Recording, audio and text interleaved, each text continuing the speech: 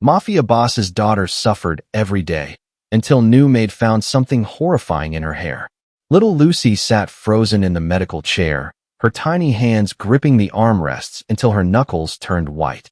Her green eyes were flooded with tears that wouldn't stop falling. The hairdresser stood there paralyzed, staring in absolute horror. Her scissors clattered to the floor, the sound echoing through the silent room like a gunshot. Behind them, a man in an expensive black suit grabbed his head with both hands, his face drained of all color like he'd just witnessed death itself. But let me tell you how he got here. This story will shatter your heart into a million pieces and then carefully put it back together again. Before we dive into this absolutely devastating story, I need you to do something right now. Drop a comment telling me what time it is where you are and where you're watching from. I want to see this story reach every corner of the world. And listen, if you want to see how this heartbreaking journey unfolds, you need to smash that subscribe button, hit that like, and turn on notifications because you do not want to miss a single second of what happens next. Trust me, this story will stay with you forever. Now let's get into this. Lucy Moretti was only 7 years old. She lived in what people called a mansion, but it felt more like a fortress, a prison disguised as paradise.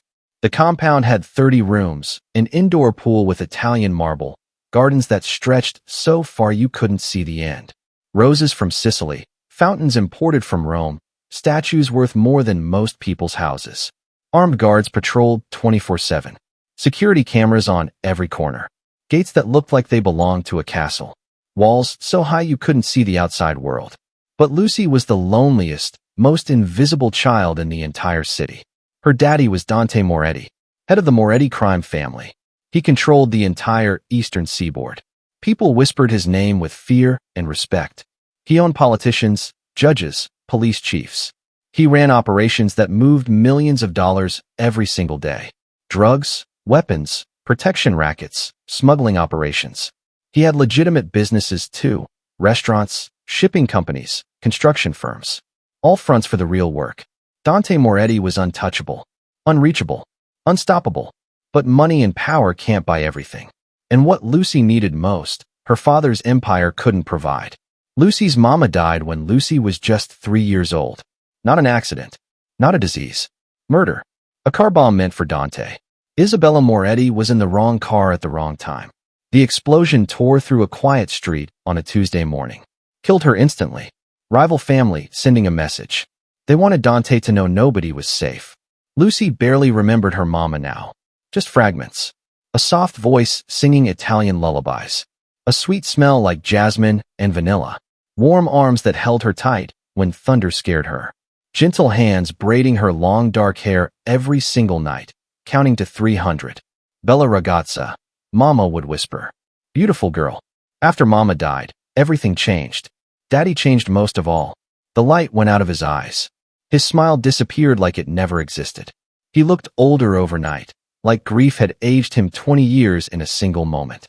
He stopped laughing, stopped singing, stopped being present.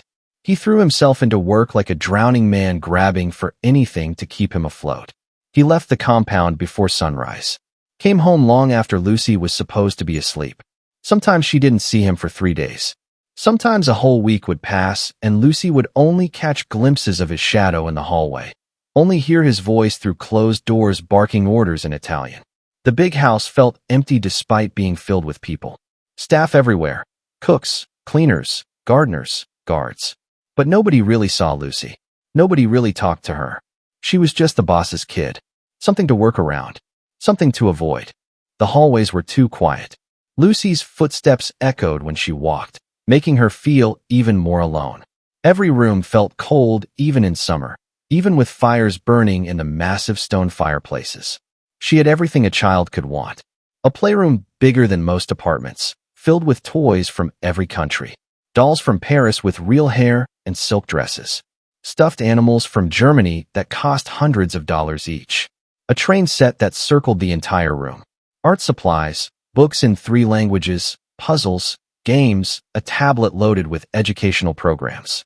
But toys can't hug you back. Toys can't tell you everything's going to be okay.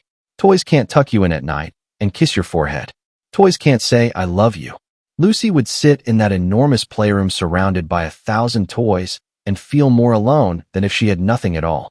Her nanny was Signora Bianchi, tall, thin woman with steel gray hair pulled back so tight it looked like it hurt. Sharp face with deep lines around her mouth, like she'd spent her whole life frowning. Cold gray eyes that never smiled, never softened, never showed warmth. Always dressed in black like she was in permanent mourning. Signora Bianchi had worked for the Moretti family for 20 years. She was loyal to Dante, efficient, followed orders perfectly. But she didn't like children. She especially didn't like Lucy. Don't touch that. Her voice was always sharp, always cold. Don't make noise. Don't run. Don't bother me. Go to your room.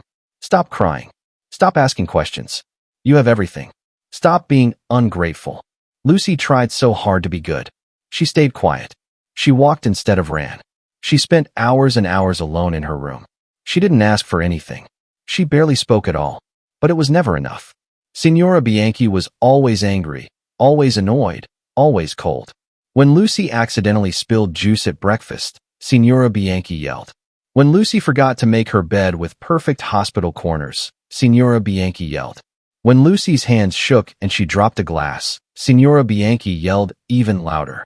When Lucy cried because she missed her mama, Signora Bianchi yelled the loudest of all. Spoiled brat, she'd snap. You live in a palace. You have everything. Your father gives you the world. Stop this crying. Stop being weak. But Lucy didn't have everything. She didn't have the one thing she wanted most. She didn't have love. She didn't have someone to care. She didn't have someone to see her. The absolute worst part was Lucy's hair. Lucy had beautiful hair. Long, dark, curly Italian hair like her mama's. Thick waves that caught the light. When it was brushed and cared for, it was gorgeous. Her mama used to brush it every single night. 300 strokes while singing softly. Songs about stars, about dreams, about how much she loved her little girl. Lucy remembered those moments like precious jewels locked in her heart. But Signora Bianchi never brushed Lucy's hair. Not once. Not ever. I don't have time for that nonsense, she'd say, waving her hand dismissively. You're 7 years old. Brush it yourself. You're not a baby anymore. Lucy tried. She really, really tried. But she was only 7. Her arms got tired and achy. She couldn't reach the back of her head properly. The brush got stuck in the thick curls. She'd pull and pull until tears streamed down her face and her scalp burned, but the tangles wouldn't come out. Every single day, Lucy's hair got more tangled. Every day it got harder to brush. Every day the knots grew bigger and tighter and more painful. Every day Lucy felt more ashamed. She started wearing her hair down all the time to hide the tangles. She stopped looking in mirrors because she couldn't stand seeing herself. She felt dirty, disgusting, unlovable. At night, alone in her enormous bed in her enormous room, Lucy would cry into her pillow. Her head hurt where the tangles pulled at her scalp, but she was too embarrassed to tell anyone, too ashamed to ask for help. She thought she was a bad girl, a dirty girl, a girl nobody could love. That's why Daddy didn't come home. That's why Signora Bianchi was always angry. That's why she was alone. It was all her fault. Across the city in a tiny apartment lived a young woman named Gabriella Rossi. Everyone called her Gabby. Gabby was 24 years old. She'd been working as a hairdresser since she was 18, right out of beauty school. She worked at a small salon in a rough neighborhood. Nothing fancy, just a storefront with 4 chairs, a waiting area with magazines from 2 years ago, and a radio that only got 3 stations. But Gabby loved her job. She loved making people feel beautiful. She loved when someone sat in her chair looking sad and walked out smiling. She was especially good with kids. Patient, gentle, knew how to handle tangled hair, knew how to make scared children laugh. Gabby had a gift. People trusted her. They told her their problems while she worked. She listened, really listened. But Gabby had a problem. A big one. Her papa was dying. Lorenzo Rossi had worked in the family restaurant his entire life. 60 years of breathing in smoke and grease and steam. His lungs were destroyed. Lung disease so severe he needed oxygen just to sit up. The doctors said he had maybe 3 months without treatment. With treatment, expensive treatment, maybe a few more years. The medical bills were crushing. Mountains of paper with red letters. Final notices. Threats to stop treatment. $20,000 up front. Then $3,000 every single month for medications, oxygen, specialists. Gabby worked every hour she could. Took every client. Worked weekends, holidays, stayed late, came in early. But it wasn't enough. It would never be enough. She was drowning. Desperate. Running out of time. One night, Gabby sat at her tiny kitchen table, surrounded by bills she couldn't pay. Her papa was asleep in the next room, his oxygen machine humming. Tears ran down her face as she opened her laptop. She needed a miracle. She scrolled through help-wanted ads. Waitress positions that paid minimum wage. Retail jobs that wouldn't cover rent. Nothing that would save her papa. Then she saw it. Housekeeper wanted for private estate. Live-in position. Excellent pay. Room and board included. Immediate start. The pay listed made Gabby's heart stop. $6,000 a month. Plus room and board. That was more than she made in 2 months at the salon. Maybe 3 months. If she took this job, she could pay for Papa's treatment. She could save his life. Her hands shook as she dialed the number. 3 days later, Gabby stood outside the biggest property she'd ever seen. It didn't look like a home. It looked like a fortress. Stone walls 20 feet high. Iron gates with spikes. Security cameras everywhere. Armed guards at the entrance checking her ID 3 times. They searched her bag, made her walk through a metal detector, asked her questions. The driveway was longer than her entire street. Trees lined both sides like soldiers. Fountains sprayed water into the air. Gardens spread in every direction with flowers she couldn't even name. The mansion itself looked like something from a movie. 3 stories of pale stone. Massive columns. Balconies with iron railings. Windows that sparkled in the afternoon sun. This wasn't a house. This was a palace. A tired-looking man in an expensive suit met her at the door. Dark hair going gray at the temples. Hard face with eyes that had seen too much. He barely looked at her, checking his phone constantly. Gabriella Rossi? Yes, sir. But everyone calls me Gabby. I'm Dante Moretti. He said it like she should recognize the name. We need someone to manage the household. Cooking, cleaning, general domestic duties. The position includes a private room and all meals. Can you start immediately? Yes. I can start whenever you need. Tomorrow. 6 a.m. He was already turning away, phone ringing. Signora Bianchi will show you your duties. Don't disturb me when I'm working. My office is off limits. Stay professional. Is there anything specific I should know? He paused, barely. There's a child. My daughter. She's 7. She's not your concern. Just handle the household. He walked away before Gabby could ask anything else. A child. A 7-year-old girl living in this cold, quiet fortress. Something in Gabby's chest tightened. The next morning, Gabby moved into the compound. A stern-faced older woman met her in the kitchen at exactly 6 a.m. I'm Signora Bianchi, head of household. Her voice could freeze water. You'll handle cooking, light cleaning, laundry. Mr. Moretti values his privacy. Don't ask questions. Don't gossip. Don't bother him. He's an extremely important man with extremely important business. Of course. Is there anything I should know about? The child stays out of your way. She's old enough to care for herself. Don't coddle her. Don't spoil her. She is everything she could possibly need. If she bothers you, send her to her room. Gabby's stomach turned. She's 7. Does she need? She needs nothing.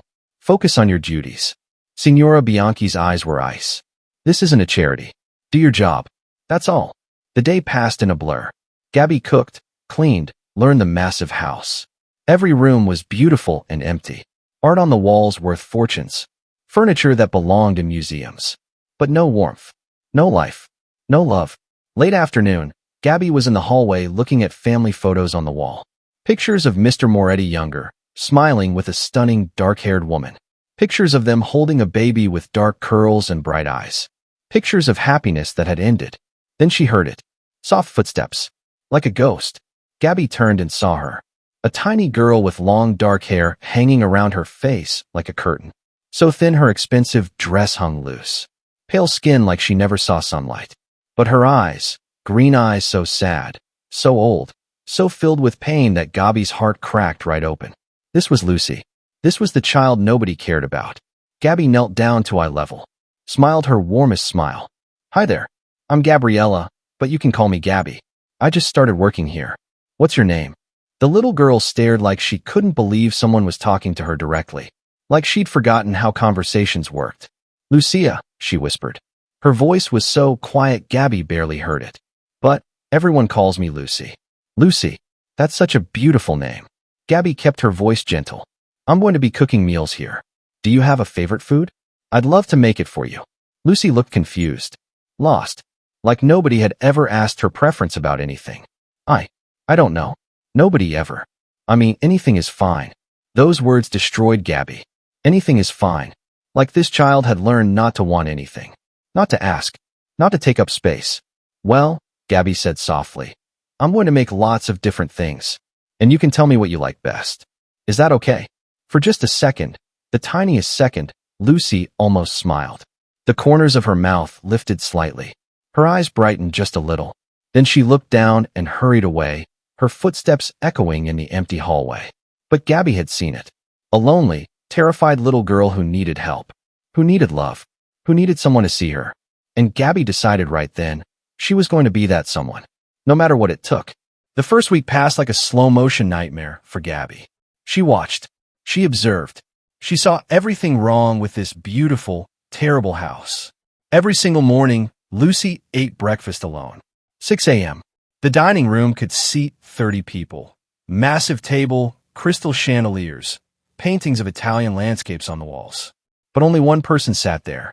One tiny 7-year-old girl at the end of that enormous table, picking at her food like a bird. Gabby couldn't stand it. The second morning, Gabby made something special. Pancakes shaped like hearts. Eggs arranged with a bacon smile.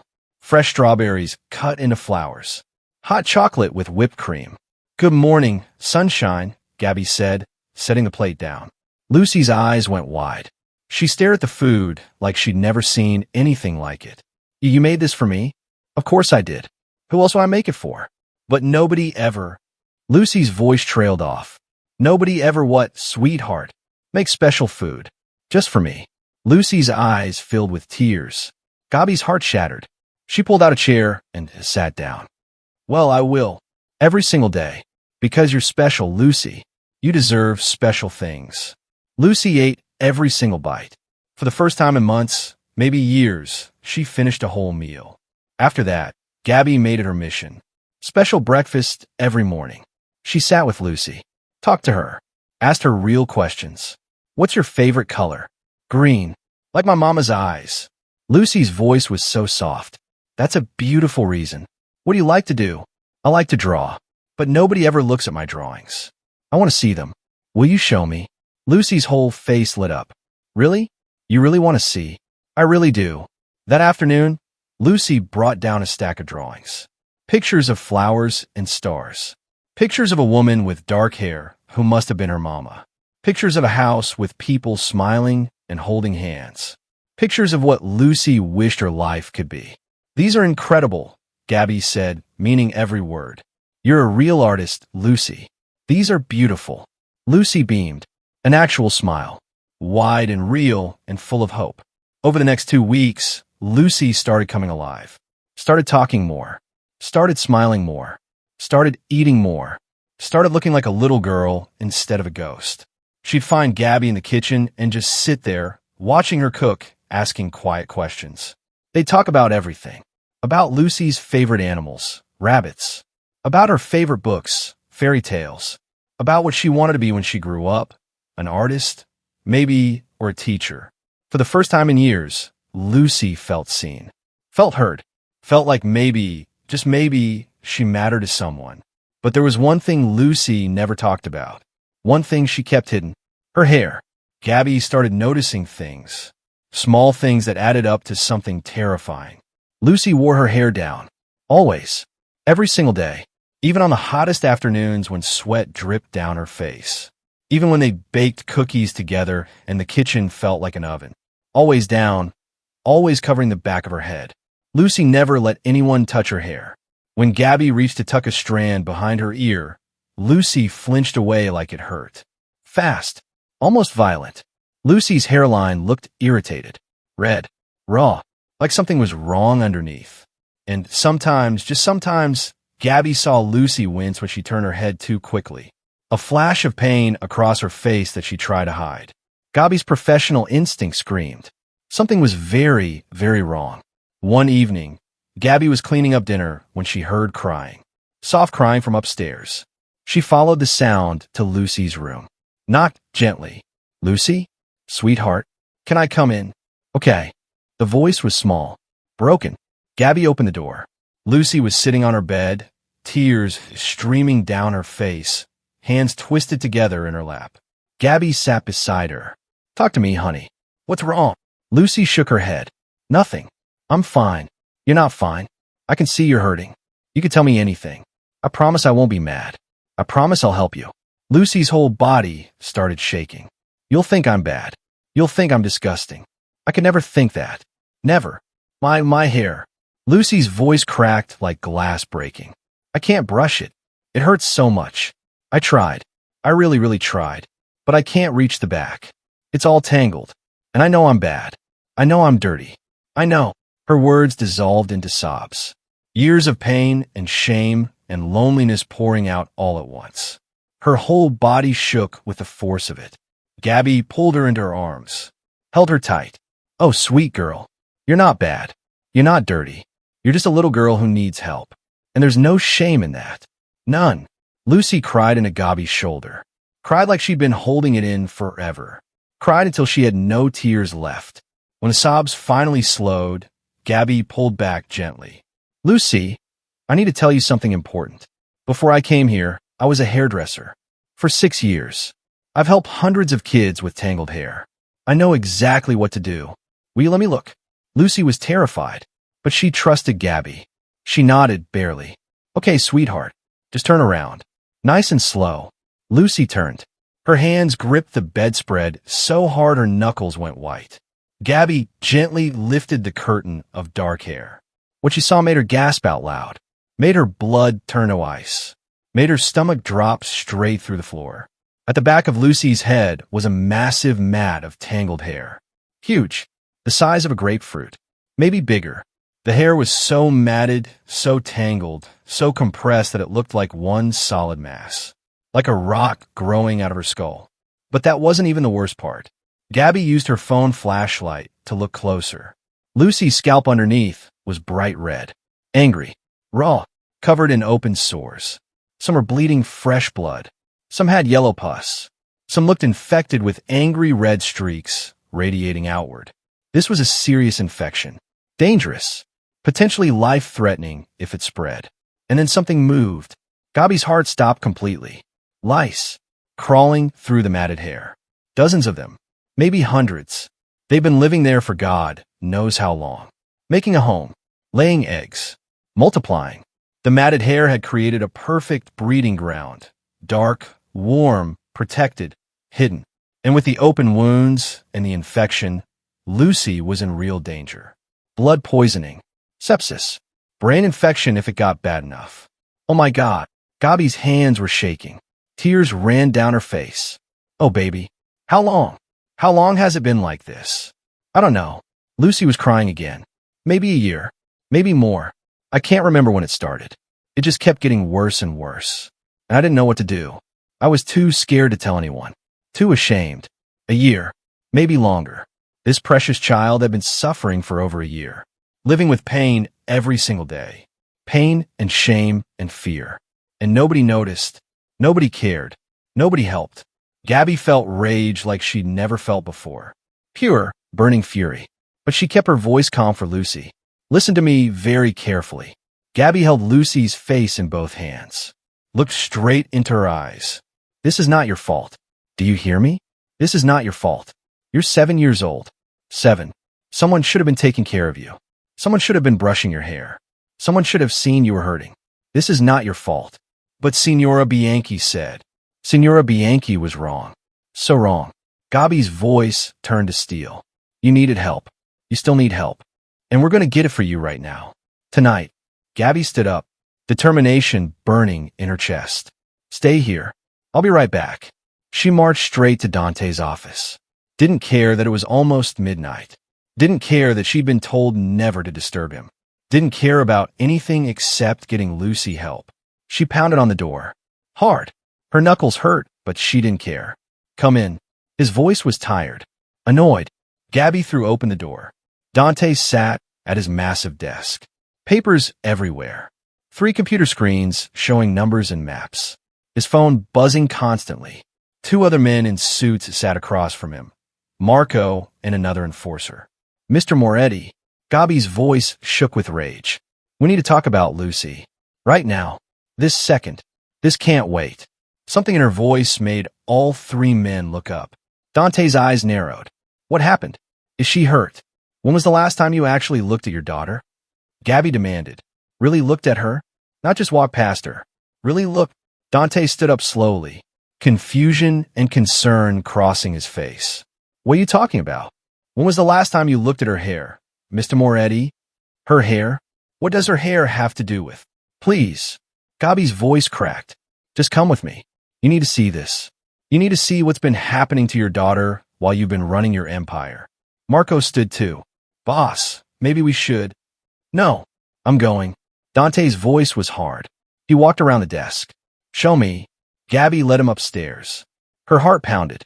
Marco followed behind them, silent and watchful. They reached Lucy's room. Lucy was still sitting on her bed, crying quietly, so small and scared. Papa. Her voice was tiny, surprised. She barely saw her father. And now he was here, in her room, looking at her with concern she hadn't seen in years. Lucy. Dante's voice was softer than Gabi had ever heard it. Gabi says something's wrong. Will you let me see? Lucy nodded. Turn around slowly. Gabi lifted Lucy's hair. Dante's reaction was instant and visceral. His face went completely white. All the blood drained from his skin. His eyes went wide with horror. His mouth opened, but no sound came out. Oh my God. He staggered backward.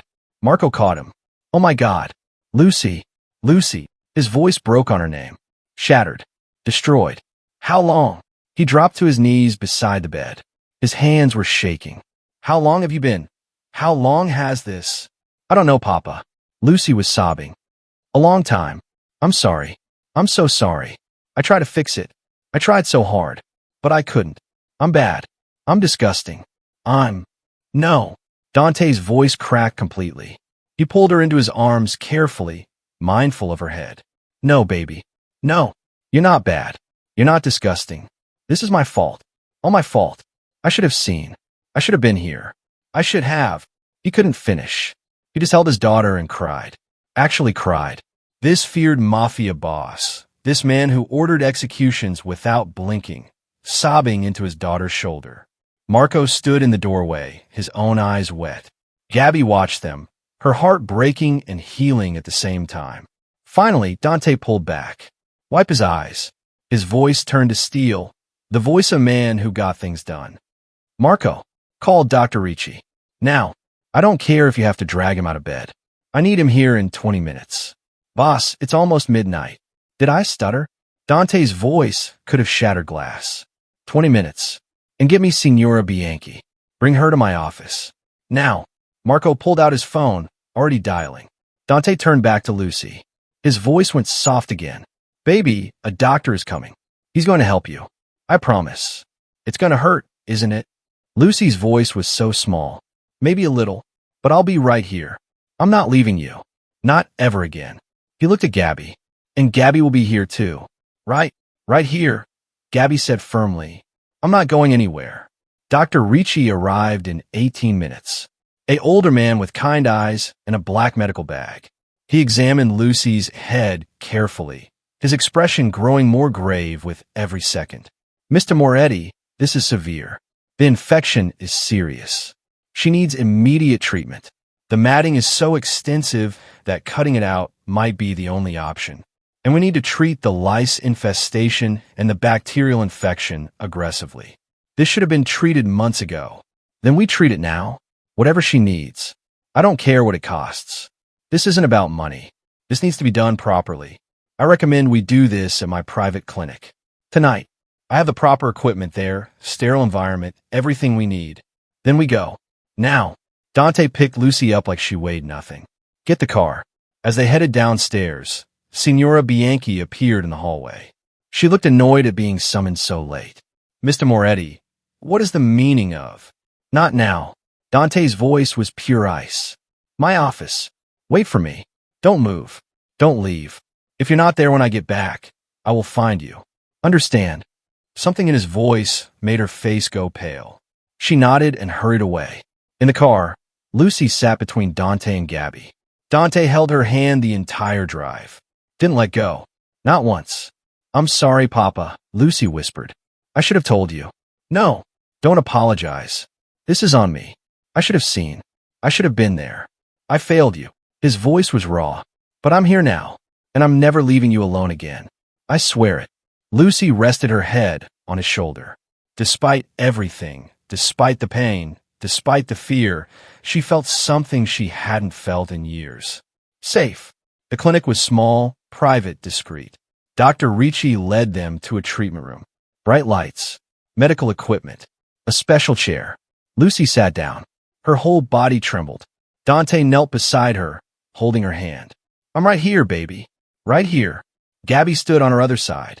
We've got you, sweetheart. You're so brave. So brave. Dr. Ricci brought in a specialist. A woman with gentle hands and sad eyes. She'd seen neglect before. Too many times. They worked for hours, carefully cutting away the matted hair, cleaning the wounds, treating the infection, removing the lice. Every piece that came away revealed more damage underneath. Lucy cried through some of it. The pain was real, but Dante and Gabby never let go of her hands, never left her side. You're doing so good, baby. So good. Almost done. Papa's here. Gabby's here. We've got you. By the time they finished, it was almost dawn. Most of Lucy's beautiful long hair was gone, cut short to remove all the damage. Her scalp was bandaged, treated, starting to heal. She looked tiny, fragile, but for the first time in over a year, she wasn't in pain. Lucy fell asleep in Dante's arms on the way home, exhausted, traumatized, but safe. Back at the compound, Dante carried her to her room, laid her gently in bed, pulled the covers up, kissed her forehead. Sleep, baby. Papa's here. I'm not going anywhere. He sat in the chair beside her bed. Watch her sleep, tears still running down his face. Gabby brought him coffee. She's going to be okay. Physically, at least. And emotionally, after what I let happen to her. That's up to you now. You can't change the past, but you can change everything from this moment forward. Dante nodded. I will. I swear I will. Then his face hardened. But first, I need to deal with Signora Bianchi. He stood up, walked to his office. The rage was back, cold and deadly. Signora Bianchi stood waiting, trying to look calm. But her hand shook. Mr. Moretti, I don't understand what this is about. How long have you known about Lucy's hair? Her hair? I don't. Don't lie to me. His voice made her jump. My daughter had a massive infection on her head. For over a year. And you saw nothing? You did nothing? The child never complained. She never. She's 7 years old. She shouldn't have to complain. She shouldn't have to ask. It was your job to care for her. Your job to see she was suffering. I did my job. I ran this household perfectly. You let my daughter suffer in silence. You told her to brush her own hair when she was too young. You ignored her pain. You made her feel like she was bad for needing help. Bianchi's face went pale. Mr. Moretti, please, I've worked for your family for 20 years. And in that time, you failed my daughter in the worst possible way. You're done. Pack your things. You have 1 hour. If you're still here after that, you'll regret it. Please, where will I go? I have nowhere. That's not my problem. 1 hour. Get out of my sight. She fled, actually ran from the room. Dante stood alone in his office, the weight of everything crushing down on him. He'd failed his daughter, been so lost in grief and work that he'd let her suffer. Let her hurt. Let her think she was unloved. The next morning, Lucy woke up in her bed with her head bandaged. For a moment, she panicked. Then she saw him, Papa, sitting in the chair beside her bed. He hadn't left. He'd stayed all night. His suit was wrinkled. His tie was gone. His hair was messy. His eyes were red from crying. But he was there. Papa. Her voice was small and uncertain. Dante's head snapped up. Baby, you're awake. How do you feel? Does it hurt? Do you need anything? It doesn't hurt as much. Lucy touched the bandage carefully. You stayed. Of course I stayed. I told you I wasn't leaving. His voice cracked. I'm never leaving you alone again, Lucy. Never. Tears filled her eyes. Promise. I promise. On my life. On everything I am. He moved to sit on the edge of her bed. Lucy, I need to say something. And I need you to really hear me. She nodded. What happened to you? Your hair, the infection, all of it. That was my fault. Not yours. Mine. I was so lost in my own pain after Mama died that I forgot you lost her too. I forgot you were hurting. I forgot you needed me. Tears ran down his face. I'm so sorry, baby. So incredibly sorry. But you were sad too. About Mama. Yes, I was sad. But that's not an excuse. You're my daughter. My responsibility. My whole world. And I failed you. He took her small hand in his. But I'm here now. And I'm going to be better. I'm going to be the father you deserve. Starting right now. Lucy threw her arms around him. Hug him tight. I love you, Papa. I love you too, baby. More than anything in this world. Over the next few days, everything changed. Dante canceled all his meetings. Every single one. Told Marco to handle business. Told his captains he was taking time off. Told everyone that his daughter was his priority now. For the first time in 4 years, Dante was home. Really home. Not just sleeping there. Actually present. He ate every meal with Lucy. Breakfast, lunch, dinner. They sat together at that massive dining table, but now it didn't feel empty. It felt right. He helped her with her schoolwork when the tutor came. Sat beside her, actually paying attention, asking questions about what she was learning. He read to her every night before bed. Books about magic and adventure and faraway places. He did different voices for the characters. Made her laugh. Really laugh. And he learned to braid hair. Gabby taught him. Showed him how to be gentle, how to section the hair properly, how to weave the strands together. His big hands were clumsy at first. He messed up a dozen times. But he kept trying. Like this, Papa. Lucy would giggle, showing him. Over and under. I'm trying, baby. Your mama made this look so easy. Mama said practice makes perfect. Then I'll practice until I get it perfect. I promise. Every night, Dante brushed Lucy's growing hair. Gentle, patient, counting the strokes like Isabella used to. Singing Italian lullabies he'd forgotten he knew. Lucy would close her eyes and smile. This was what she'd been missing. This was what she'd needed all along. Gabby watched them heal together. Watched the wall between them crumble. Watched them become a family again. But she also watched the gates. Watched the guards. Noticed they'd doubled. Tripled.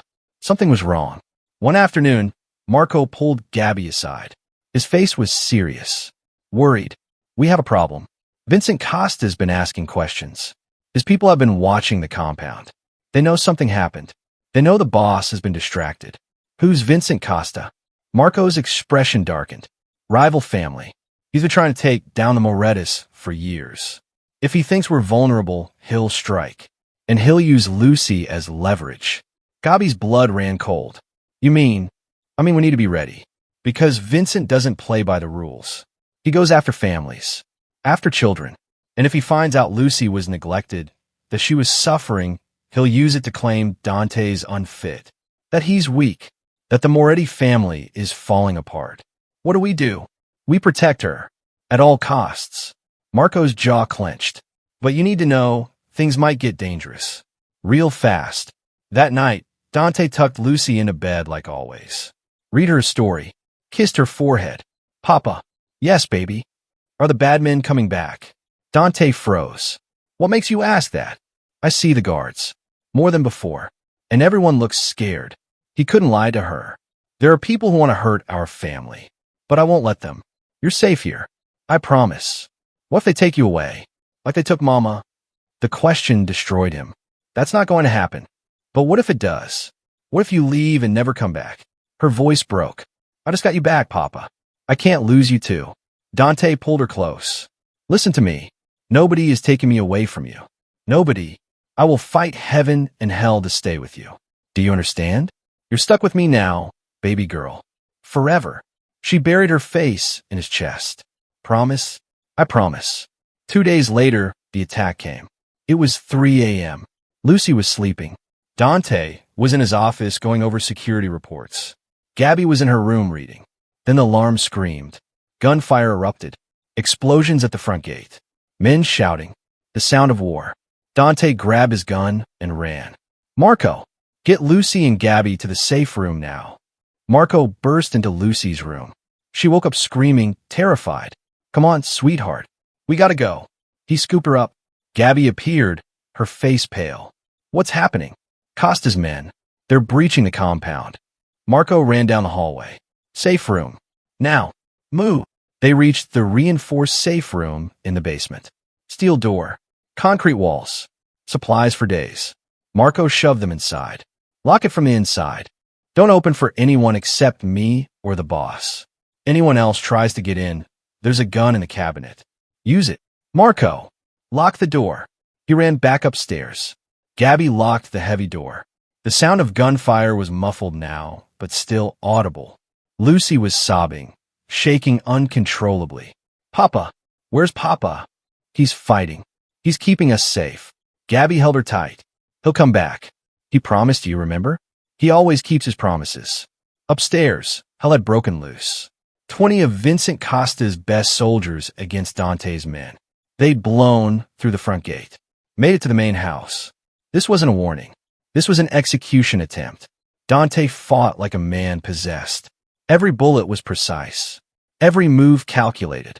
Marco at his side like always, covering his back. Boss! East wing. Marco shouted. 3 men coming through. Dante took them down. No hesitation. No mercy. This was his home. His daughter was here. Nobody threatened his daughter. The battle raged for 20 minutes. Felt like hours. Finally, the attackers retreated. The ones still alive, anyway. Bodies littered the grounds. Blood stained the marble floors. But Dante's men had held. Sweep the perimeter. Dante ordered. Make sure they're gone. Double the guards. Nobody sleeps tonight. Then he ran to the safe room, pounded on the door. Lucy, Gabby, it's me. Open up. The lock clicked. The door opened. Lucy launched herself at him. Papa. He caught her, held her so tight. I'm here, baby. I'm here. You're safe. She was crying so hard she couldn't breathe. I thought they took you. I thought you were gone. Never. I told you, remember? I'm stuck with you forever. He carried her upstairs, Gabby following. Back in Lucy's room, Dante sat on her bed, refusing to let her go. Papa, there's blood on your shirt. It's not mine. I'm okay. But what if next time? There won't be a next time. His voice was hard. This ends. Now. Tonight. He pulled out his phone. Called Marco. Find Vincent Costa. I want his location in 1 hour. And give me everything. His operations, his holdings, his family, everything. Boss, you sure about this? He came into my home. He threatened my daughter. He made her scared in the one place she should feel safe. Dante's voice was ice. Yes, I'm sure. Find him. Lucy grabbed his face. Papa, please don't go. Please. Stay with me. Dante looked at his daughter's terrified face. Looked at the fear in her eyes. Made a choice. Marco, you handle it. Personally.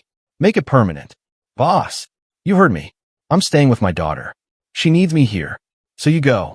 Finish this. Tonight. Marco's voice held surprise and respect. Consider it done. Dante hung up. Looked at Lucy. I'm not going anywhere. I'm staying right here with you. But don't you have to? No. I have people for that. My job right now is being your papa. That's more important than anything else. Lucy hugged him. I love you. I love you too, baby. So much. Gabby watched from the doorway. This man who'd been absent for years was finally present. Finally choosing his daughter over his empire. Later that night, Marco called. It's done, boss. Vincent won't be a problem anymore. Ever. And his operation? Dismantled. His captain scattered. His territory is ours. The threat is eliminated. Dante closed his eyes. Good. Thank you, Marco. Boss. You made the right call. Staying with her. She needed you. I know. I finally know. In the days that followed, Dante made more changes. Big ones. He called a meeting with his top people. Announced he was stepping back from day-to-day operations. Marco would run things. Dante would oversee from a distance, but he wouldn't be on the front lines anymore. My daughter needs me, and I'm choosing her. Anyone has a problem with that. Leave now. Nobody left. They respected him more for it. Gabby watched everything transform. Watched Lucy bloom. Watched father and daughter rebuild what had been broken. One afternoon, Lucy was drawing in the garden. Dante sat beside her, reading. Papa. Yes, baby. Are you happy now? The question surprised him. What do you mean? You smile now. You didn't used to smile. You were always sad, but now you smile. So are you happy? Dante looked at his daughter, really looked at her, saw her short hair growing back healthy, saw her bright eyes, saw her smile, saw the child she should have always been. Yes, baby, I'm happy because I have you, and that's all I need. Lucy smiled. I'm happy too, for the first time in forever. She went back to her drawing. Dante watched her, his heart full. He'd almost lost her, almost let his grief destroy the one perfect thing left in his life. Did this story wreck you? If you're sitting there with tears in your eyes, feeling all the emotions, you need to hit that subscribe button right now. Drop a comment and tell me which moment hit you hardest. Was it the discovery, the healing, the proposal, the ending? And listen, I've got more stories that'll take you on emotional journeys you'll never forget. Don't miss a single one. Smash that like, subscribe, turn on notifications, and I'll see you in the next story.